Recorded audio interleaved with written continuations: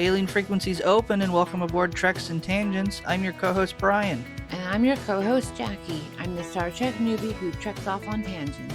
And I'm your Star Trek expert who is here to get the tangents back on track. Each episode we watch and talk about a different Star Trek episode. And this week we watched Star Trek, the original series, Season 1, Episode 18, Arena. The Star Trek episode with basically 2 plot points in one. Thank you all so much for choosing to join us on another adventure. Thank you everyone who's been listening, liking, subscribing on the various channels, commenting where you do. We really appreciate all the support.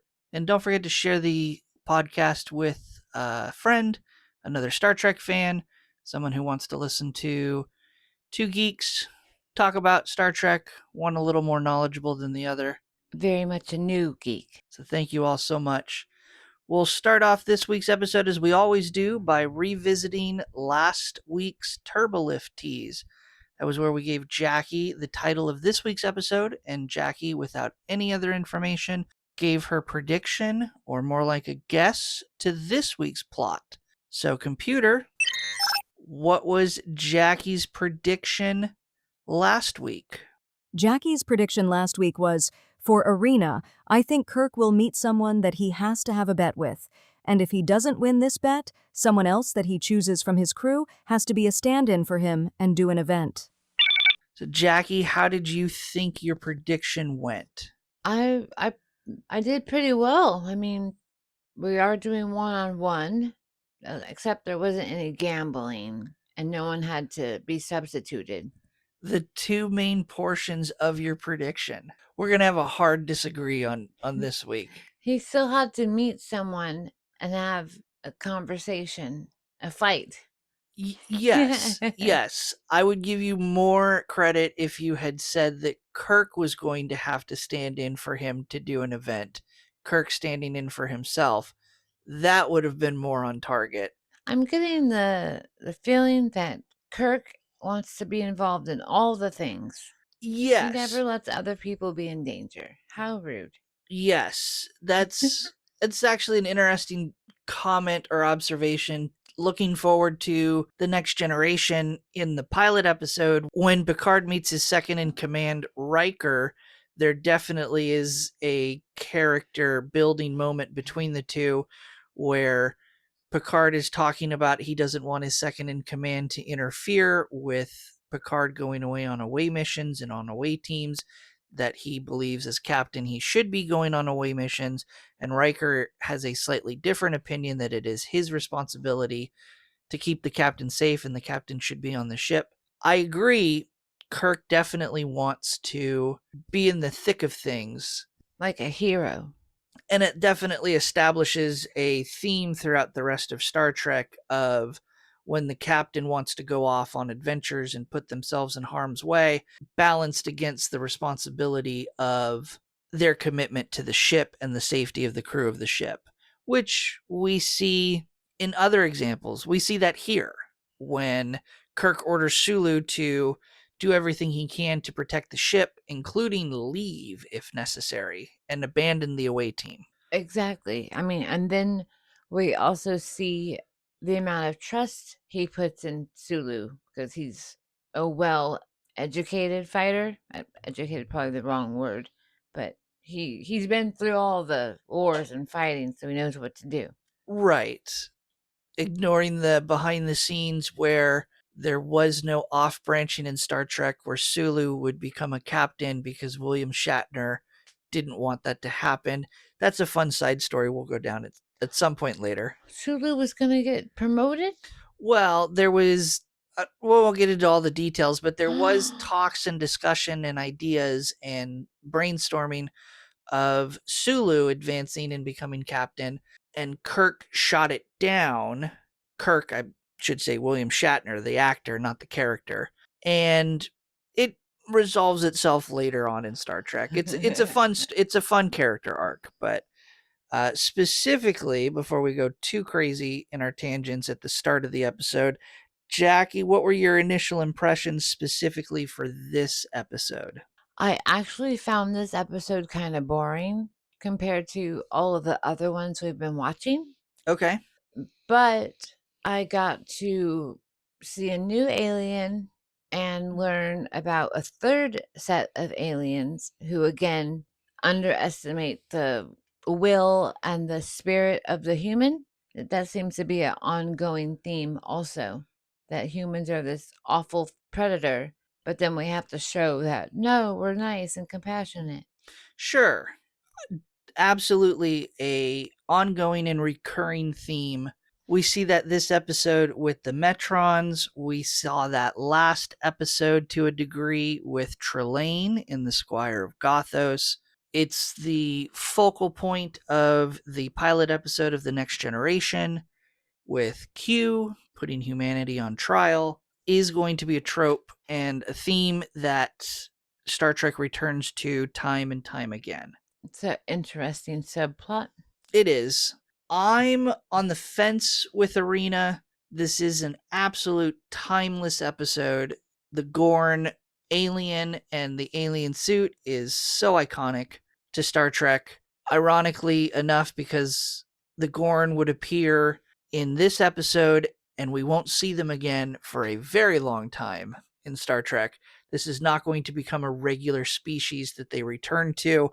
But at the same time, as I mentioned at the top of the episode, this is like 2 episodes and 2 plots squished together and crammed together into a single episode. If they wanted to, they could almost do this as a 2-part episode where they could expand on both plots. We could have a longer episode that focuses solely on the colony and the destruction of the colony by the Gorn.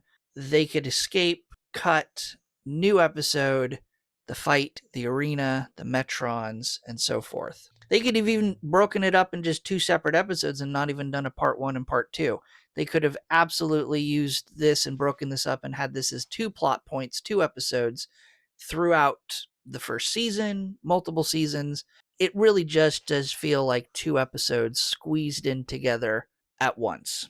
I definitely see that vision, but I did not think that the Gorn itself destroyed the planet. I thought the Metrons created this planet so both of the 2 captains could have life and be able to kill each other, ironically, kill each other so that they'd get over it and move on. No, so Oh my gosh, I'm wrong from the beginning. does this completely change your perspective of the episode? Yeah, because I really like the cute little alligator who happens to be the reptilian mascot for many cults. No, so the elevator pitch to the episode, the planet that the Earth colony is on, Cestus 3, is actually in Gorn territory, or what they view as their territory in space.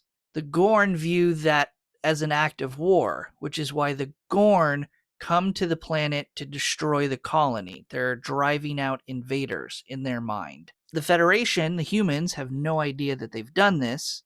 The Gorn run away and are retreating back to somewhere, their home planet, further into their territory, whatever. As they are escaping and the Enterprise are pursuing, they enter the territory of the Metrons, who view them as hostile invaders themselves. That is why the Metrons take the captains of the 2 ships and put them on a planet, an asteroid, whatever it is, and they have their fight. Wow. So it really is 2 episodes in one. The colony planet and the planet that they fight on are 2 completely different colonies. I think they're filmed in the same place in California, but they are 2 separate planets. Oh, okay. That makes sense why one crew goes down to help the broken colony, and then Kirk and the Gorn captain are zooted off to another place. Right. Oh my goodness. Okay. So, yeah, and you can see where this would be, in my mind, ideal for 2 separate episodes instead of squishing everything together in one. We'll get more into how this plot, this script for the episode is written and where it comes from later on at the end in our Triple Tidbits. But again, I'm on the fence. It's such a beloved episode, but it's beloved because of the second act, or the second half of the episode, the fight with the Gorn. Yeah. No one ever thinks about or talks about the front half. They don't even talk about the Metrons in this iconic episode. Everything comes down to the fight with Captain Kirk and the Gorn. Everything else just kind of falls into the background. So I'm on the fence with it. No, I completely see your point now. And yes, it could have easily been a two-parter. Yeah. With those thoughts, why don't we just jump into it so we can maybe untangle the plot of the episode further in your mind as Jaci looks worried as I've just upended her entire understanding of the episode? Yeah, I gotta hopefully I don't mess this up now. So we'll have some corrections along the way. We'll straighten out the timeline here. Yeah, But it's kind of knotted up like some yarn. so Jaci, why don't you walk us through the episode? Alrighty, so we are actually in the transport room, excited because we're going to have a feast that is being prepared by Commodore Travers. Oh, I'm sorry, Commodore Travers' chef. It's amazing, I assume, because they're all happy and excited. So the Commodores, we can flash back to the menagerie. The Commodore is basically a person who is in charge of a colony or an outpost. Think of them like a mayor or president, and not so much in charge of starships, but in charge of a colony. The away team that's about to beam down the Enterprise has been invited to the colony by the Commodore as an invitation. The crew that's beaming down is looking forward because the Commodore has a reputation of being a foodie, is what we would call it today. Whoop, whoop. And so they're looking forward to great food. They're joking about this idea that he would have brought his personal chef to serve with him at the colony so that he would have access to fantastic cooking. So it's less of a feast as being prepared to celebrate anything and more just we've been invited over to dinner by the Commodore, and that guy likes to cook. But he's being deceptive because he keeps telling Kirk that he needs to bring the tactical people. Right. So, and the Enterprise crew doesn't really understand why. We'll learn very quickly why. But that is Spock is the one who raises the question as to why it's important to bring the tactician people with the away team. Kirk is dismissive of this request, saying he is a Commodore of an outpost that is isolated, they're vulnerable, they're open to attack. So just to consult. McCoy, who's also present, does not care. Just is looking forward to the meal. Yes, he's like, no MREs, woohoo!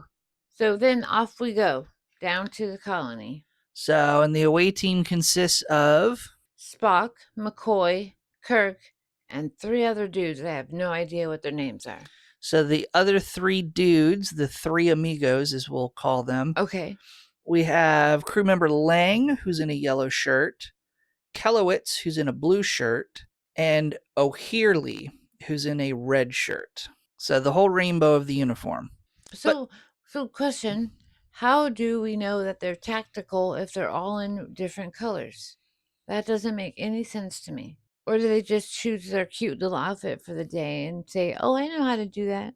They definitely don't choose their outfit for the day. Their colors correspond to their ship duties. Yellow would be command in the original series. So these are going to be leaders. They're going to be people who coordinate. They're going to be people who Lead. we have the blue shirts, which are science. Okay. And then we have red shirts who are more along the lines of engineers, Scotty, or Security? security would be another example of a department that wears red shirts. So why do we know that they're quote unquote tacticians?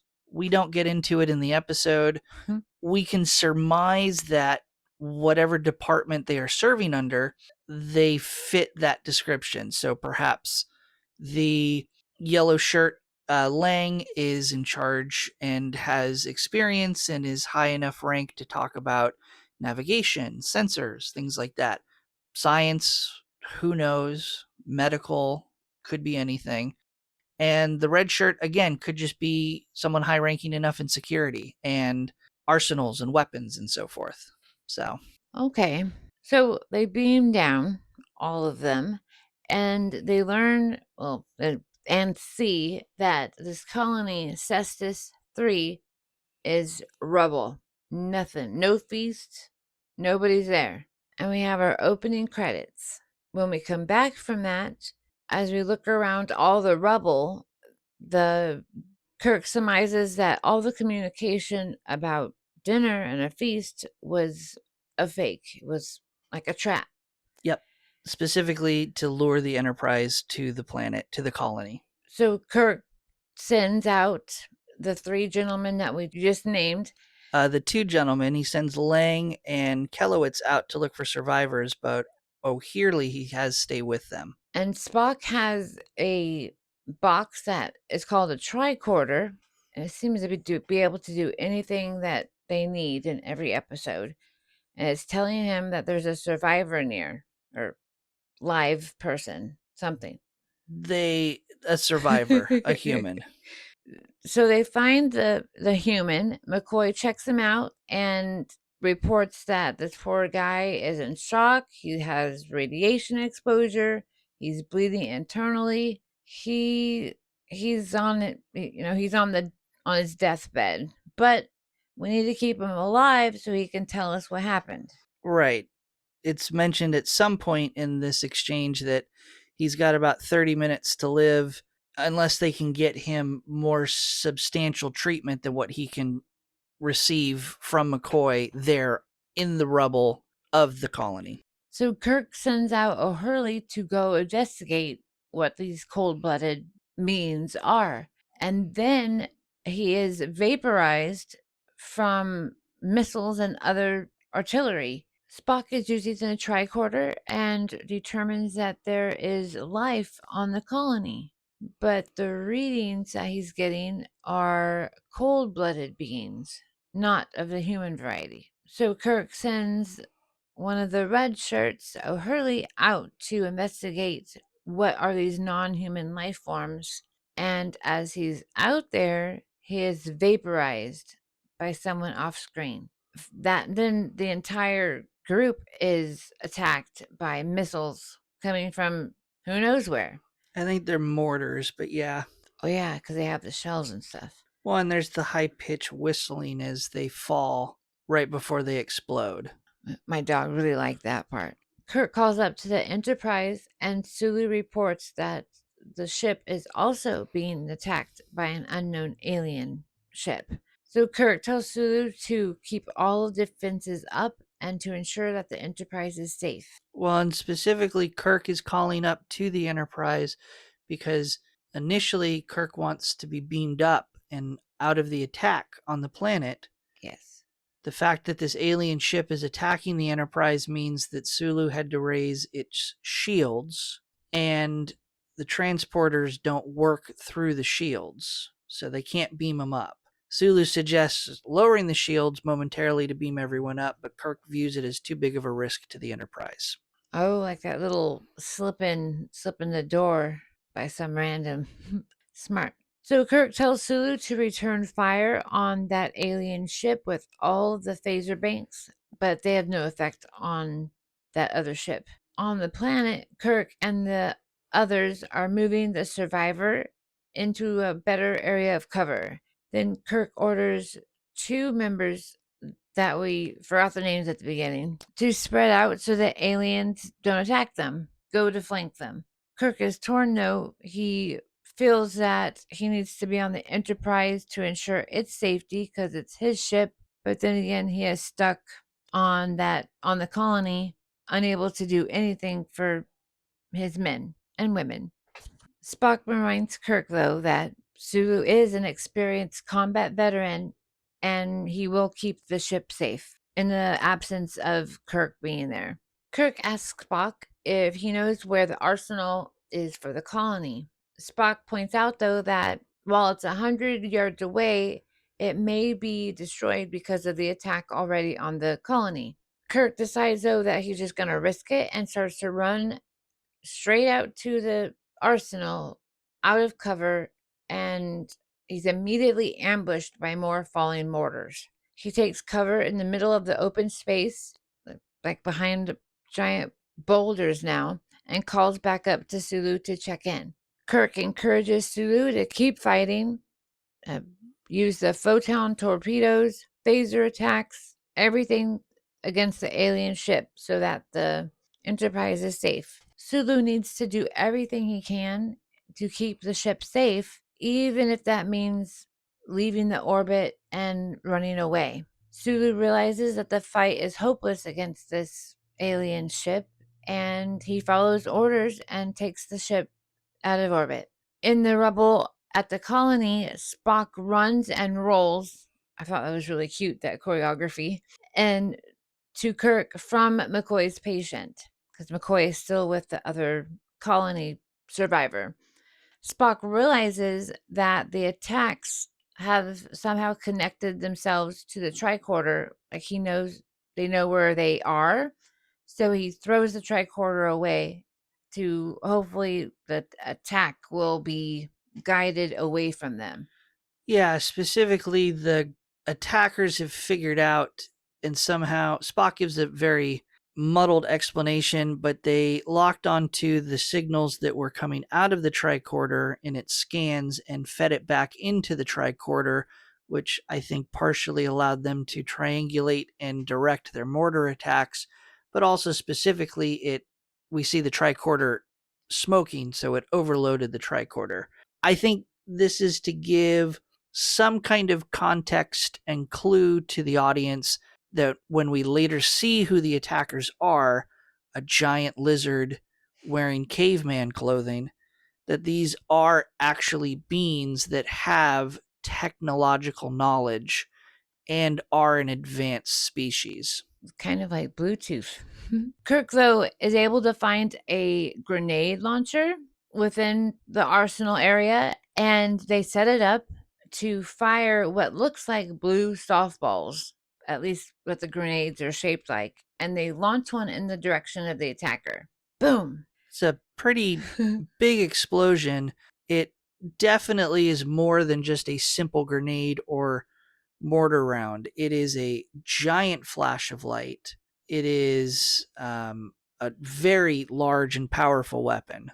It's such a powerful weapon that all of the attacks and mortar shelling from the attackers against the colony and the away team stop. Sulu calls down to Kirk and says that the alien ship is moving away from the planet and that Sulu and the Enterprise had detected transporter beam signals from the alien ship, implying that they have beamed all of the attackers back onto the ship and that they are running away. And this is where I have a minor problem with the plot of the episode. So this whole sequence of events implies that the attacking aliens were scared off by a single attack from this Blue ball. blue ball. Does that mean that, well, one, it's interesting that they would be scared off by a single attack. Two, did the colony not get to use any of these weapons in their defense? This is the first time that they've seen this weapon, maybe, because they caught the colony off guard. I just find it very interesting that this is what would cause them to call off the attack to run away. But regardless, Kirk orders an away team of 30 medical personnel to beam down to search through the rubble of the colony to look for survivors. And then the Enterprise takes off in hot pursuit of this alien ship. In the Enterprise sickbay, Kirk asks the survivor that they had downed first for more information. His face is very badly burned, and he exclaims that the beams were like phaser beams, but worse. I've never felt a phaser beam, so I imagine that'd be really hard. I imagine.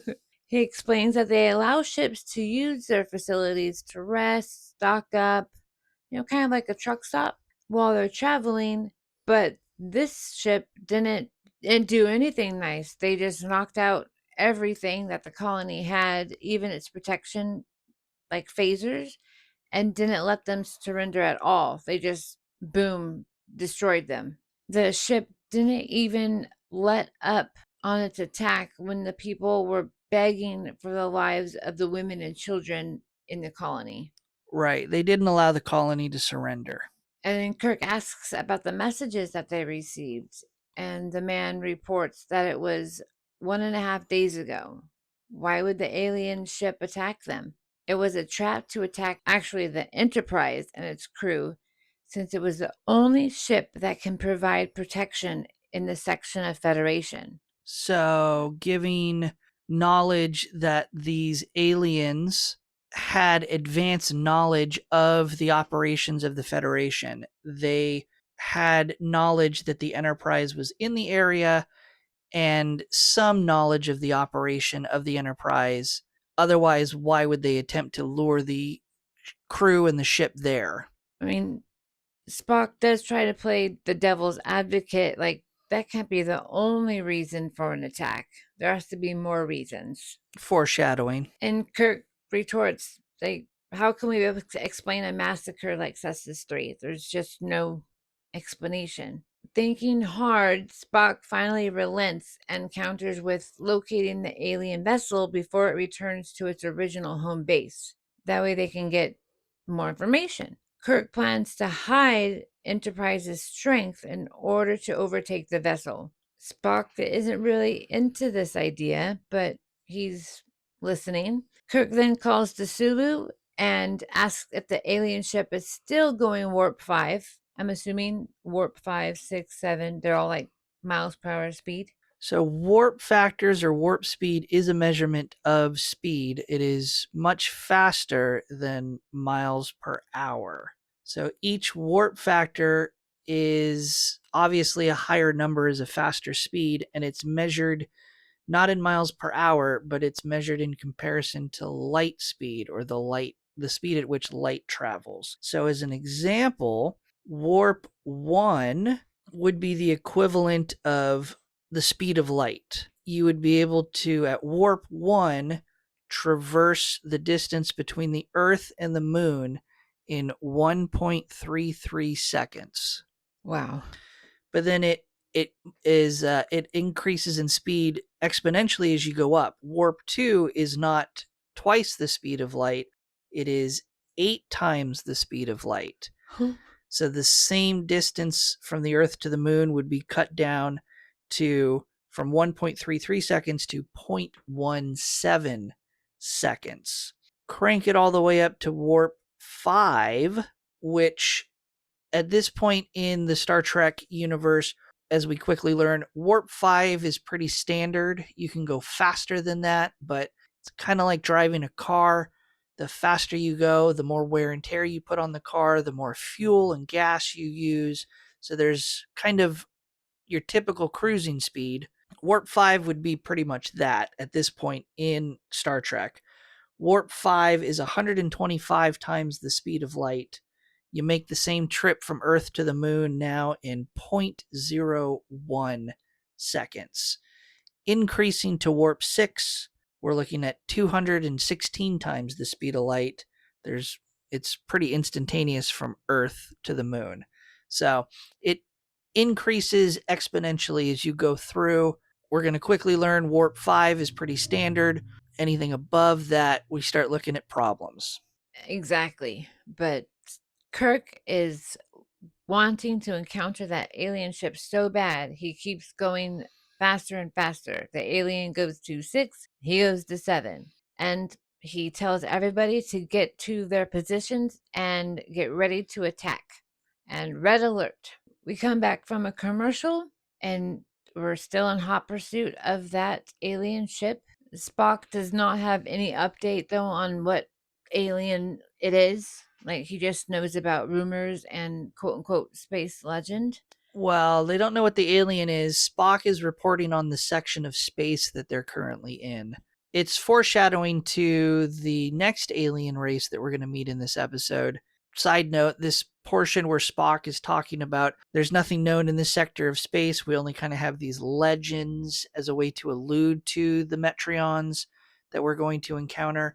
I've always thought it would be really cool to have some kind of crossover with the themes of H.P. Lovecraft and the old gods and the eldritch gods that dwell and exist in deep space. Some kind of combination. So, network writers and producers, don't steal my idea, but a sci-fi show of space travel where the biggest threat that we can encounter are all of these old gods and elder gods that we would typically see in an H.P. Lovecraft setting. I think that would be a really cool science fiction horror show. So stay tuned, coming to televisions this fall Yeah. from Treks and Tangents. Whoop, whoop.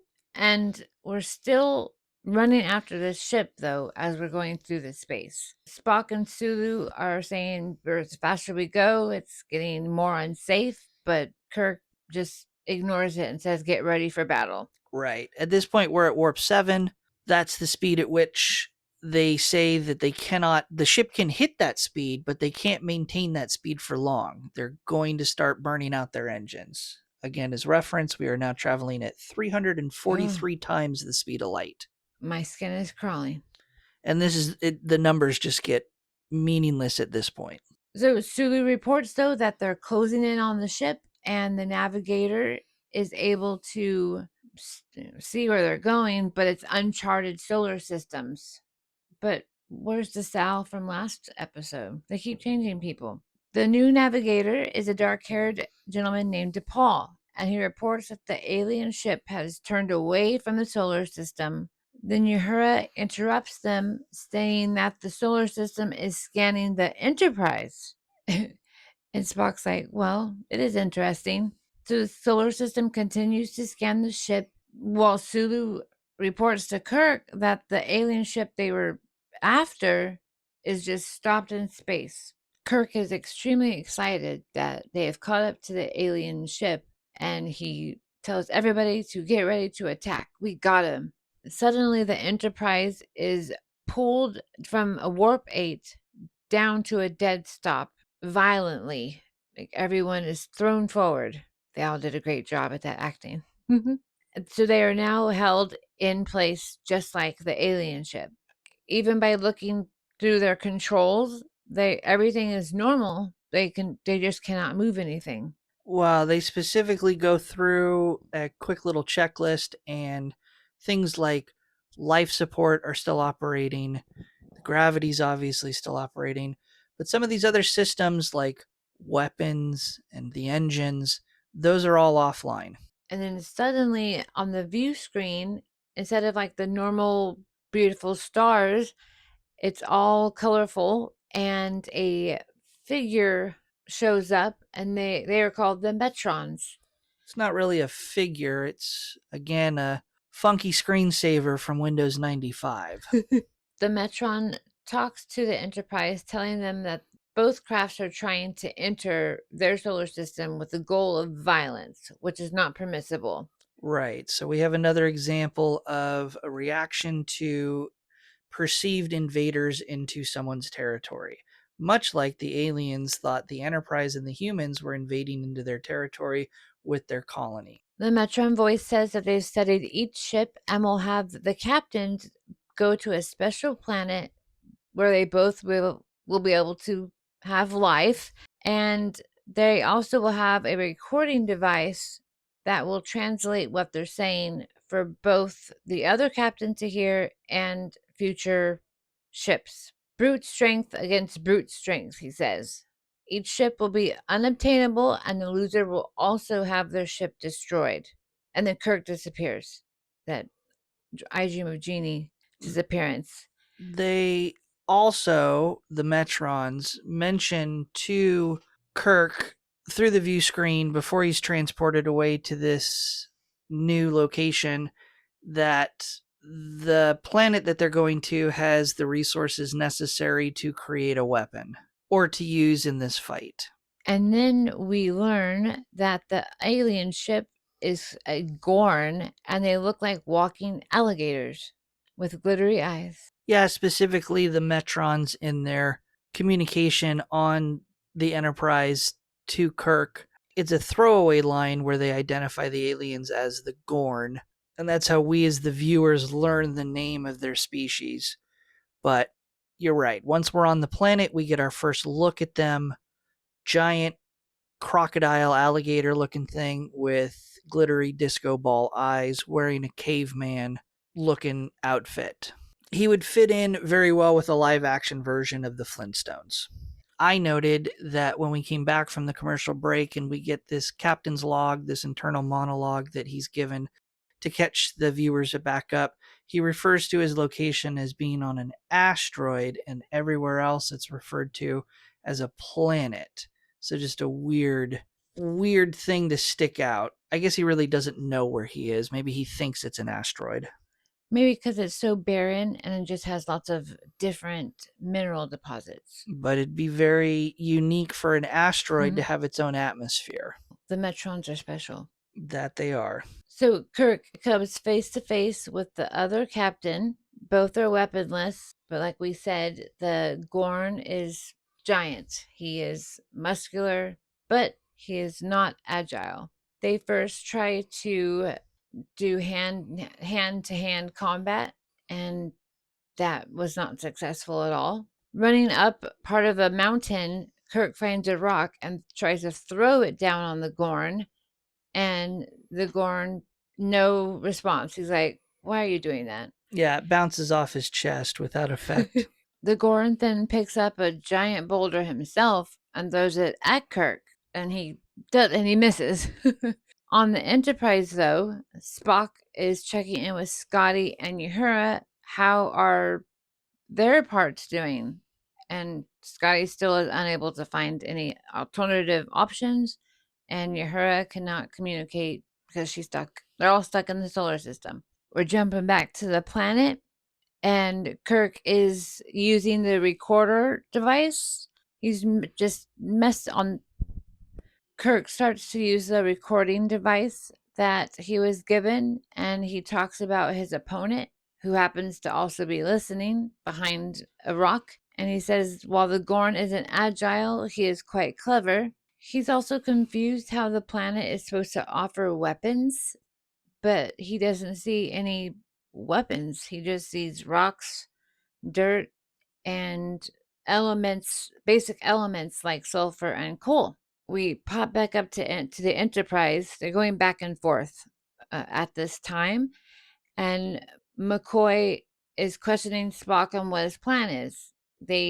How can they help him if they don't know where he is? Back down at that special planet, Kirk is able to find some greenery and tries to make a club to be able to use it against the Gorn. Well, the Gorn finds vines that he can use as rope. And he's just laughing and he's enjoying himself, I think. And then Kirk walks upon diamonds. And of course, they're gorgeous and they're the hardest material. But how can he use an unfinished diamond to do anything as a weapon? He even says he would trade them all for a hand phaser or a good club. Kirk is still traveling up hills and mountains trying to look for things. Because he has this ability to outpace the Gorn, as it's been pointed out. The Gorn is extremely slow. The Gorn is comically slow. There's no effort required by Kirk to run away from him and stay out of range to get as far away from him as he can. He can certainly outlast the Gorn. And the Gorn is happy, though. He's just making all these primitive weapons with what he has found on the surface. Then Kirk finds a boulder himself on the edge of a cliff, and he tries to push it off so it can hit the Gorn to be able to take him out. And success! The Gorn is able to move the boulder from being on top of it and toss it at Kirk as Kirk comes down the hill, but he ends up in a vine trap that the Gorn created. The vine trap that we saw him making earlier as he was laughing to himself. And now he hisses.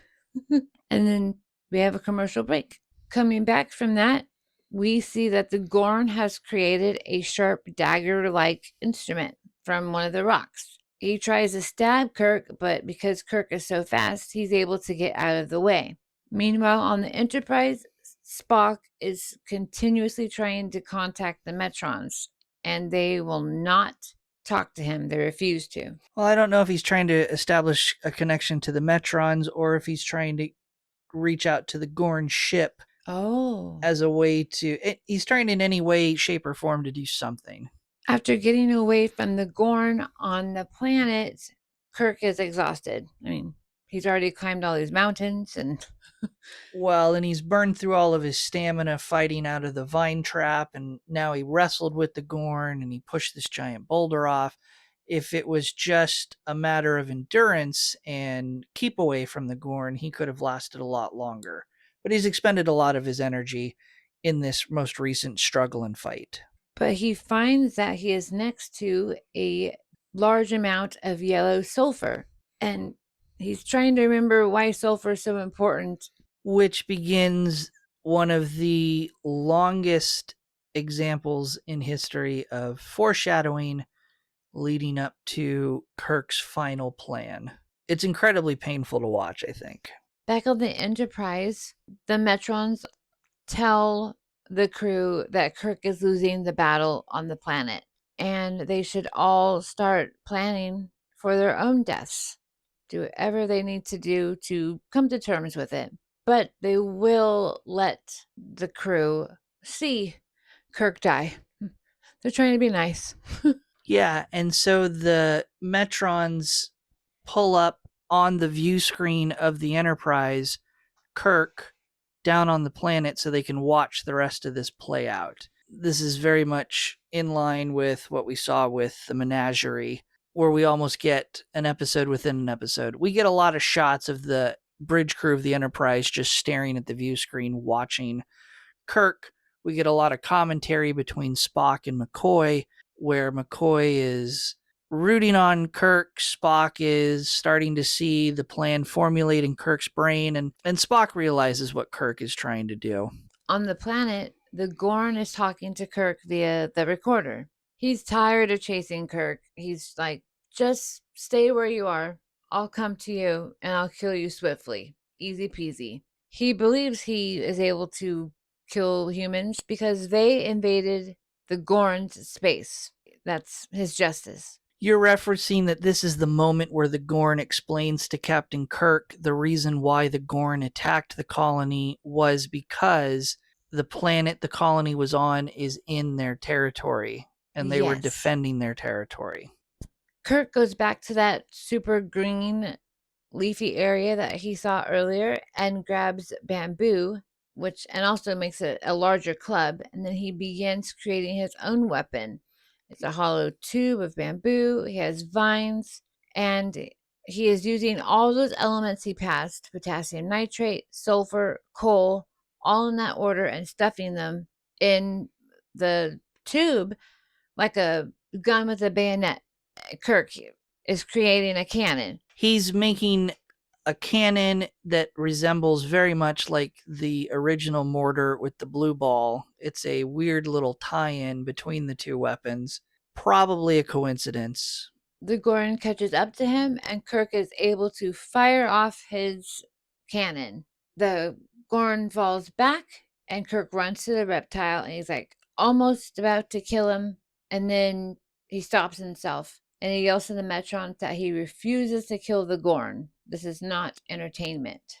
A Metron appears in a white gown, super young looking, and surprises Kirk. The Metron also has sent the Gorn back to his own ship during this surprise. Kirk says, "You look like a boy," and Metron says, "I'm 1,500 years old. I know more." And he also tells Kirk that it surprises them, the Metrons, that he showed mercy, which is an advanced trait. But if Kirk would like the Metron to do so, they would happily destroy the Gorn's ship. Then they'd be gone. But Kirk refuses. It's an interesting point of dialogue because the Metron specifically says that he will spare Kirk's life because Kirk showed mercy to the Gorn. But that wasn't the original rules of the contest. The original rules of the contest that the Metron set forth were that there would be a loser. The loser would have their ship destroyed, and the winner would be returned to their ship, and that ship would continue on its journey. So a little contradictory there. We'll get into it a little later. And the Metron refuses to talk with Kirk about anything. I mean, they still are savage, but they'll be in contact when the humans are finally ready to talk. Because you're right, the Metron continue to view humans as savage and aggressive, and the Metrons are unapologetic for their decision to have this contest. So they're trying to explain to Kirk that humans are beneath them and they're not willing to have any sort of contact or any sort of formal alliance with the humans until the humans have further evolved in themselves. Kirk then returns to the Enterprise. Uhura asks if he's okay, and he just says, "I don't know, but let's get back to our post and let's get out of here." As they're getting back to their post, Sulu notices that the maps have changed. Like the places, Sirius and Canopus, they're in the wrong spots. How did that happen? It's not on the maps. It's the physical constellations that they're using as a reference point, which is how Sulu comes to discover that the Enterprise is 500 parsecs away from where they were brought to a dead stop by the Metrons. So Kirk has Sulu chart a new course to Cestus 3, and don't worry about anything. Spock, though, is still curious to know what happened on the planet, which Kirk also refuses to tell him, but he does say humans are still predators, but we're promising nonetheless. Things might change in the next 1,000 years. And then he tells Sulu, take them back to where they were supposed to be via Warp Factor 1. And roll credits. So, Jaci, what did you think about Season 1, Episode 18, Arena? What are your final thoughts? I actually enjoyed it. Talking more in depth, I learned a lot more underneath the surface. So I think that was pretty entertaining. I mean, and I did like the Gorn that I'm glad he wasn't a frog. And again, my final thoughts. It's an okay episode. It's 2 plot points that are squished together into a single plot point, a single episode. You have the entire Gorn invasion of the colony in part 1, and then you have the contest between Captain Kirk and the Gorn captain. And again, that's the part that everyone remembers, is that physical fight. I don't think casual to any non-diehard fan is going to recall anything else from this episode other than that fight. The appearance of the Metron, the conflict at the colony beforehand. It's really the Gorn fight that everyone remembers. I think they could have done a lot of different things with the plot so that it didn't feel so broken apart. So, again, just a okay episode for me. We'll wrap up our thoughts with our favorite quote from the episode. Jaci, why don't you share yours? From Kirk, as he is looking at the Gorn captain, he says, like most humans, I seem to have an instinctive revulsion to reptiles, and I definitely relate to that, and especially amphibians. Yes, Jaci.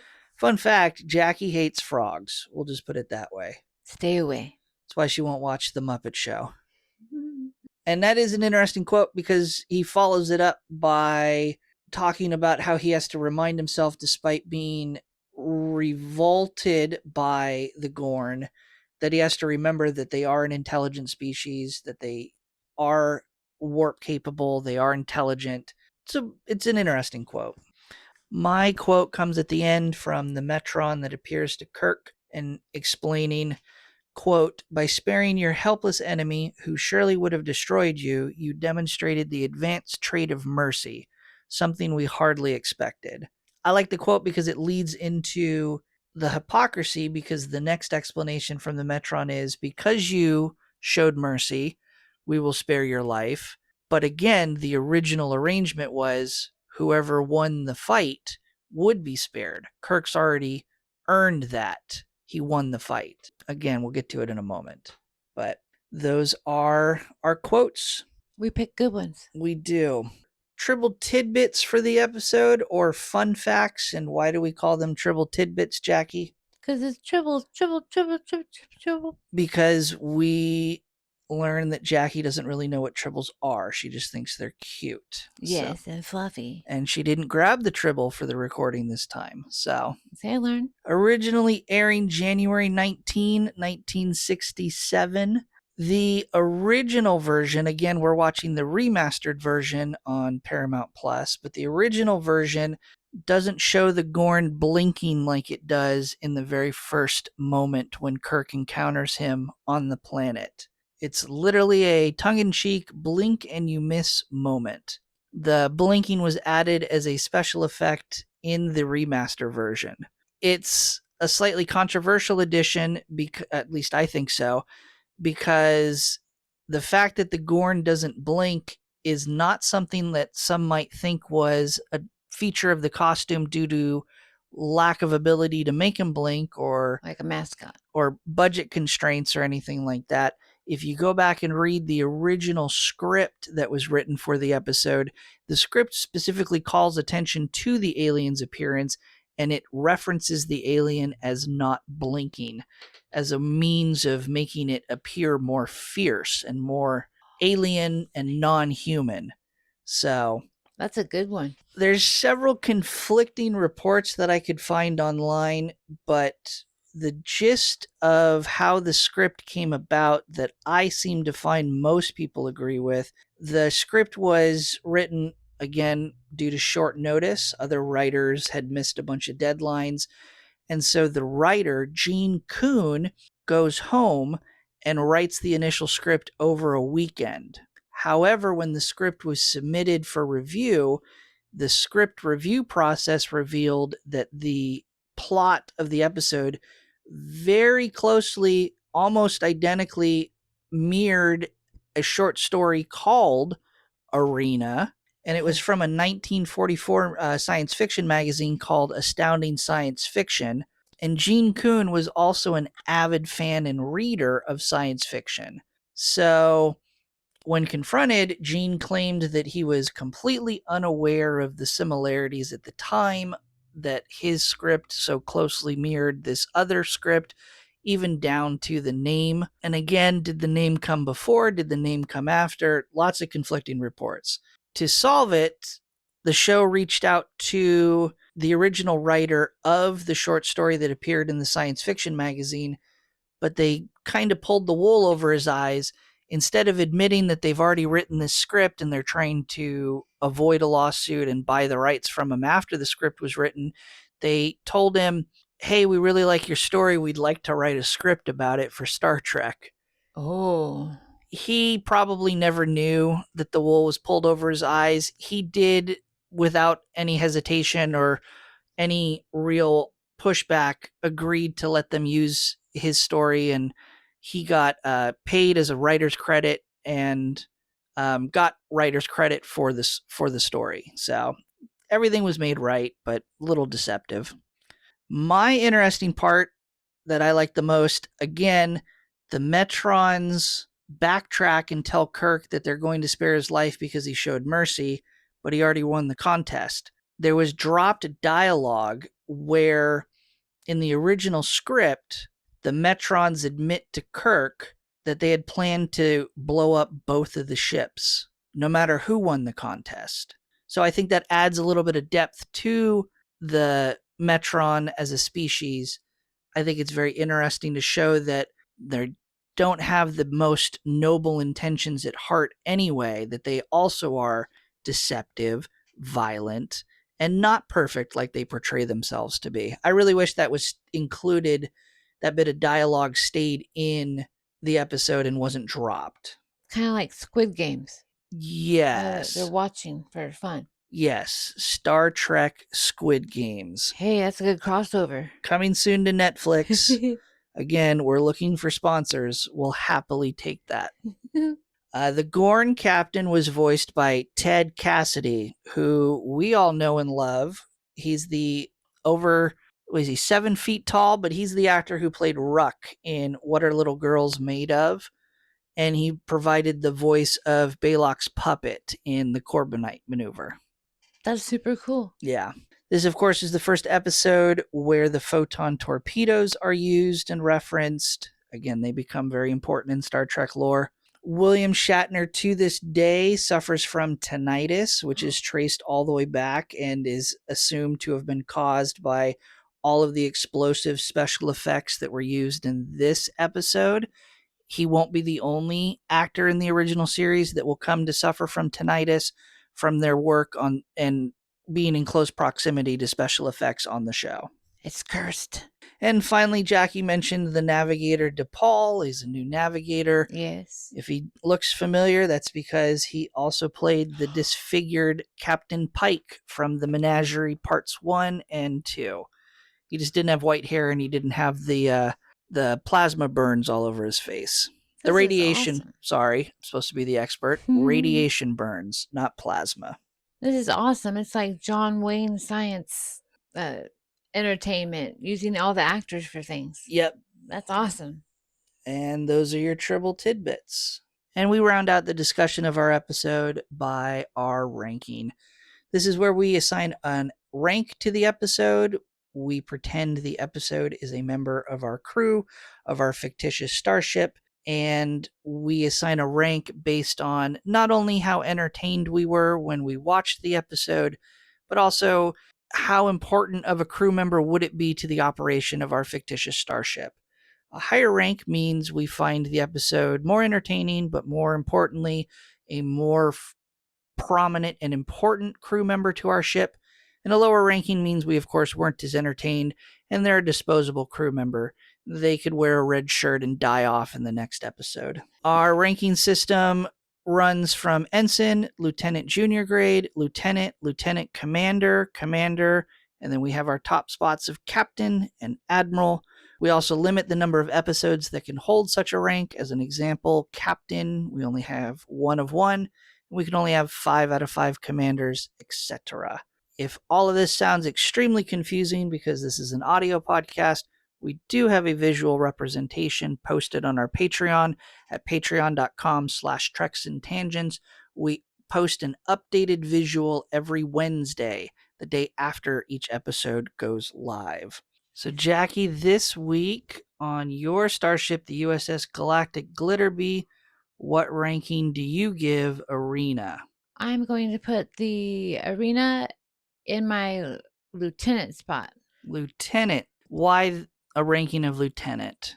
Well, like you had explained, that we have 2 things happening at once, and because they squished them all together, it was hard for me to follow like exactly what was happening. So I think it potentially could have been higher, but for me, I have to keep it down below because I didn't understand all of it.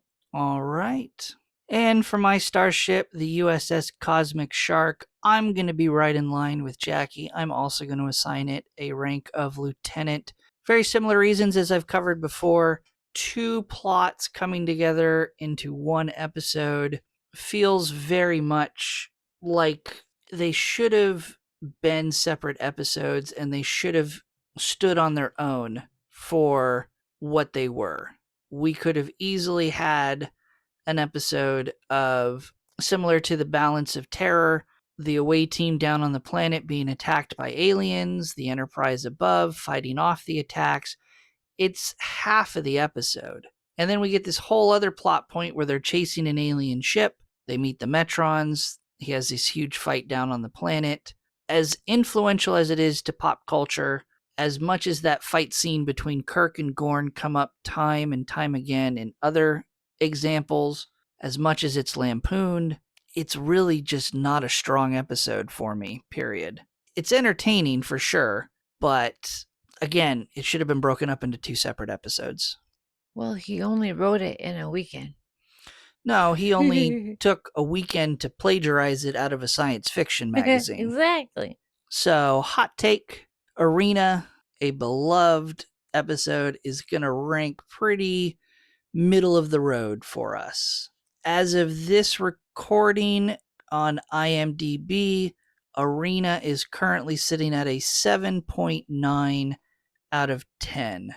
Oh, they liked it. I think a lot of the reviews that come from this episode, again, are nostalgia driven. A lot of people, you say Arena, and the first thing you think of, or the first thing that's described to you, is that shot of Kirk and the Gorn and their initial little tussle where they wrestle with each other. The rest of the episode, I think, falls into the background, and no one remembers that takes place more than halfway through the episode.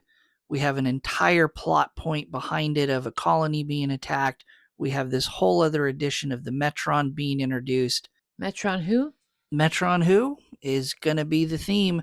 Again, a lot of nostalgia for the episode, but when you break it down and look it over, at least for us, it's going to be middle of the road.